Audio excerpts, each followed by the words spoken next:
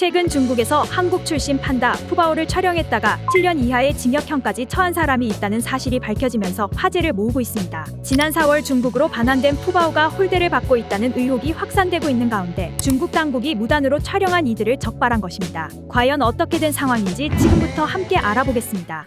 중국은 이달 12일 자이언트 판다 푸바오를 대중에 공개하기로 결정했습니다. 지난 9일 중국 판다 보호 연구센터는 2개월 적응 기간을 거친 푸바오가 오는 12일에 워룽 선수핑기지에서 대중과 정식으로 만날 수 있을 것이라고 밝혔습니다. 판다 보호 연구센터가 이 같은 조기 공개를 결정하게 된 이유는 중국 당국이 푸바오를 학대한다는 의혹이 세계적으로 확산되고 있기 때문입니다. 중국은 푸바오를 전달받을 당시부터 홀대하는 모습을 보여 홀대 논란을 만들었으며 추가로 학대 정황까지 포착되면서 학대 의혹으로 번졌습니다. 또한 외부인이 푸바오로 추정되는 판다를 가까이에서 촬영한 사진과 영상이 SNS에 게재되면서 비공개 접객 의혹까지 추가됐습니다. 이렇게 지속적으로 올라오는 무단 촬영 사진과 영상들 때문에 피해를 입은 센터는 무단 촬영하는 사람들 잡기에 나섰습니다. 그리고 센터는 지난 9일 공지를 통해 워룽 선수 핑기지 주변에서 푸바오를 무단 촬영한 인터넷 방송인과 관광객 3명 등을 적발해 평생 출입금지 조치를 내렸다고 발표했습니다. 그러나 적발된 무단 촬영자들 중에는 출입금지 처벌뿐만이 아니라 7년 이하의 징역까지